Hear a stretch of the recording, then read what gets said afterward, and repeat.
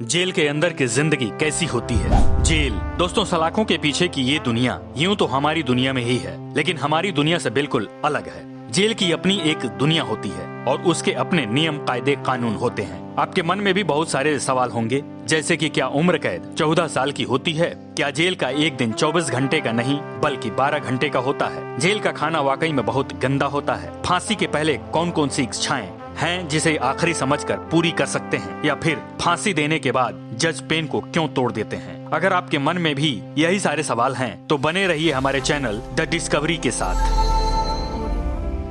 दोस्तों, जेल की पुलिस आम पुलिस से अलग होती है। उनके नियम भी थोड़े अलग होते हैं और वो राज्य सरकार के प्रशासन के अंडर में आते हैं। आमतौर पर हमें बाहरी दुनिया में जितनी पुलिस दिखती है उससे कम पुलिस जेल में होती है, क्योंकि जेल के ज्यादातर काम कैदियों द्वारा किए जाते हैं। जेल में विविध हिस्से होते हैं जिसे बैरक कहा जाता है, जिसमें पुराने कैदी के लिए एक अलग बैरक होता है और कुछ नए कैदी आते हैं उनके लिए अलग होते हैं। जो कैदी हफ्ते या 15 दिनों के लिए आते हैं उनके लिए भी एक अलग बैरक होते हैं। और जो फिल्मों में कैदियों की यूनिफॉर्म देखते हैं, ये यूनिफॉर्म उन्हीं कैदियों को दिए जाते हैं जो लंबे समय के लिए जेल में रहने वाले होते हैं या लंबे समय तक सजा निर्धारित होती है। कम समय के लिए आने वाले कैदियों को कोई यूनिफॉर्म या कोई नंबर नहीं दिया जाता है।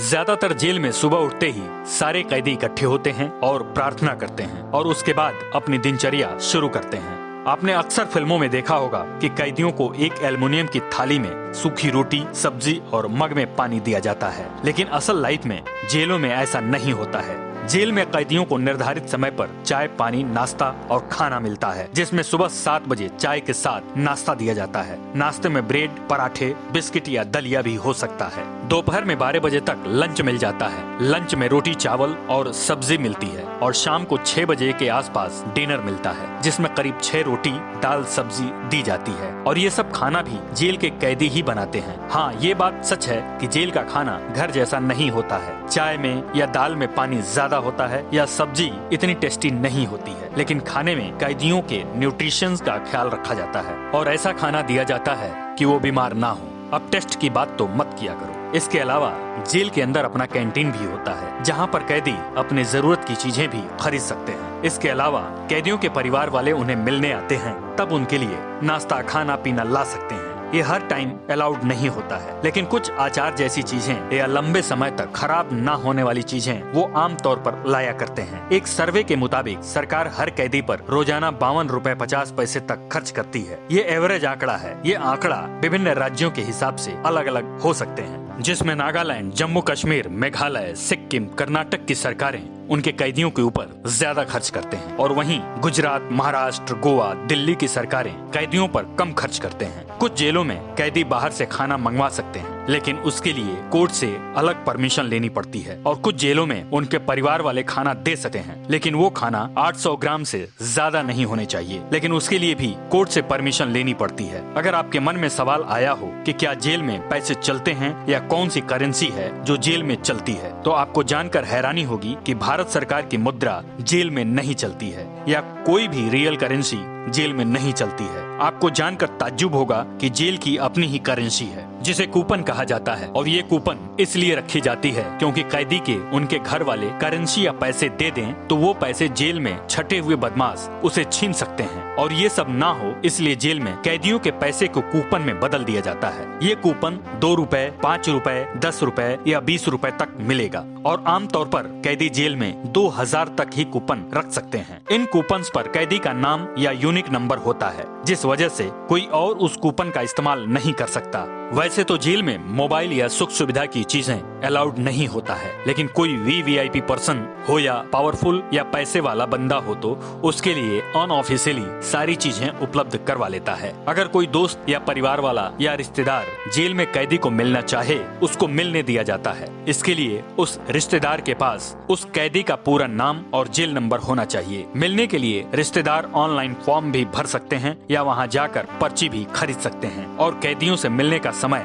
सुबह 10 बजे से लेकर शाम 3 बजे तक होता है। इसके अलावा जेल में स्टडी रूम होता है, लाइब्रेरी होती है जहां आपको पढ़ने लायक पुस्तकें मिल जाती हैं। अगर कोई कैदी जेल में रहकर पढ़ना चाहता है तो उसे पढ़ना अलाउड किया जाता है और उसे युगनो यूनिवर्सिटी से सर्टिफिकेट भी दिया जाता है। अब जैसा कि मैंने आपको पहले बताया है कि जेल में हर काम कैदी करता है, जैसे माली का काम होता है, खाना बनाने का काम होता है, साफ सफाई का काम होता है और वो सारे काम होते हैं जो कैदियों में बांट दिए जाते हैं। लंबे समय तक वहाँ रहने वाले कैदी ग्रुपिज्म कर लेते हैं और ये एक साइकोलॉजिकल फैक्ट है। जब कहीं पर भी 2 से ज्यादा लोग इकट्ठे होते हैं तो ग्रुपिज्म शुरू हो जाता है। ये चाहे बिग बॉस हो, कोई स्कूल हो, कोई कॉलेज हो, कोई कंपनी हो, मोहल्ला, सोसाइटी या फिर जेल ही हो, तो वहाँ पे ग्रुपिज्म शुरू हो जाता है और विविध कैदियों के अलग अलग ग्रुप बन जाते हैं। जेल में कोई छोटी बड़ी कंपनियों के भी काम होते हैं, यानी सिलाई का, कुछ कपड़े बनाने का, कुछ लकड़ी या फर्नीचर बनाने का, या कई सारे ऐसे काम होते हैं जिसे जेल में क्रिएट किए जाते हैं और वो प्रोडक्ट बाहर बेचने के लिए जाते हैं। गुजरात के अहमदाबाद में एक साबरमती जेल है जिसके कैदी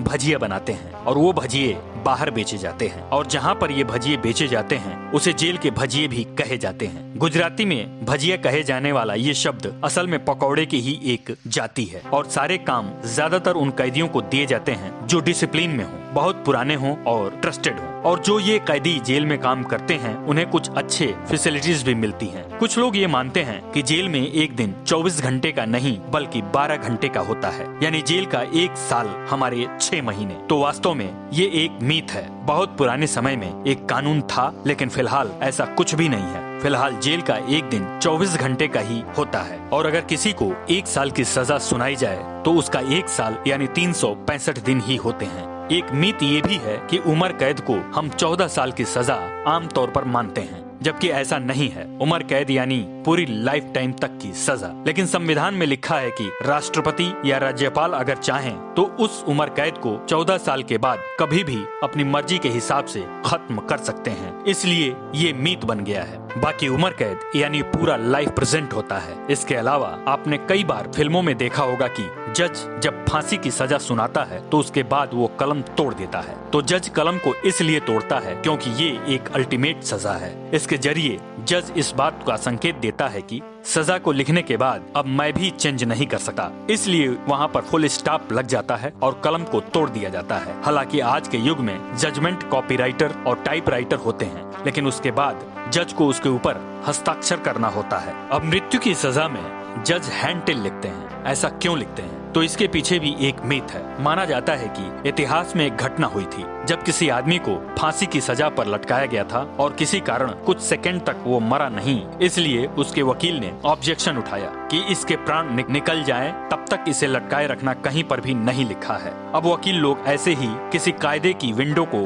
ढूंढ लेते हैं, वही उनका काम होता है। और इस वकील की ऑब्जेक्शन वाली स्टोरी कितनी सच है ये तो किसी को नहीं पता, लेकिन कुछ ऐसा ना हो इसलिए जज लिख देते हैं हैंड टिल डेथ, यानी कि ये मर न जाए तब तक लटकाए रखो। और जब किसी व्यक्ति को फांसी पे लटकाया जाता है तब एक मजिस्ट्रेट, डॉक्टर और एक वकील वहाँ पर रहता है। ऑफ कोर्स जल्लाद भी वहीं होता है और जब तक डॉक्टर कैदी को मृत्यु जाहिर न कर दे तब तक उसे लटकाया जाता है। किसी कैदी को लटकाया जाता है उससे पहले उसकी आखिरी इच्छा पूछी जाती है और इन आखिरी ख्वाहिश में कुछ उसके पसंदीदा खाने पीने की चीजें हो सकती हैं, उसके रिलीजन्स की या किसी धार्मिक की किताबें हो सकती हैं जो वो पढ़ना चाहे, या फिर उसके किसी रिश्तेदार से मिलने दिए जाने की परमिशन हो सकती है। इसके अलावा उसकी आखिरी ख्वाहिश में कुछ और नहीं हो सकता है। तो दोस्तों आज के लिए बस इतना ही। ये वीडियो आपको कैसा लगा हमें कमेंट्स में जरूर बताइएगा और हमारे चैनल द डिस्कवरी को लाइक शेयर जरूर करिएगा। धन्यवाद।